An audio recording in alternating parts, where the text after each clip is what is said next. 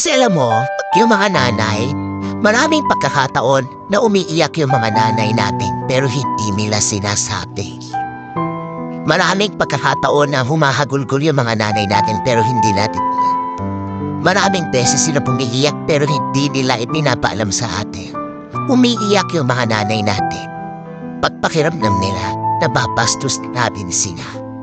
Pag sinasagot-sagot natin sila, pag nagdadabog tayo, pag nagtataas tayo ng boses sa kanila, umiiyak sila kasi feeling nila wala silang kwentang kita.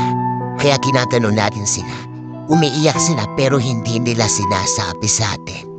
Umiiyak sila pag may hinihingi tayo na hindi nila maibigay kasi nanliliid sila. Hiyang-hiya sila dahil gusto nilang ibigay pero hindi nila kaya. Alam natin nagtatampo tayo at pag hindi nila maibigay yun, umiiyak sila pero hindi nila sinasabi. Umiiyak yung mga nanay natin pag nag-aaway-away tayo magkakapatid. Pag yung ang tatanda na natin pero hindi tayo nagkakasundo-sundo. Gusto niyang mamagitan, gusto niyang sabihin kung sino sa atin ang mali pero hindi niya magawa kasi ayaw niyang magmukhang merong pinapaburan. Nahihirapan siya pag nag-aaway-away tayong magkakapatid. Umiiyak siya pero hindi niya sinasabi.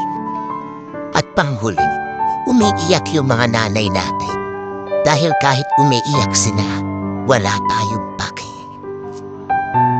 Maraming pagkakataon na umiiyak yung mga nanay natin pero hindi nila sinasabi.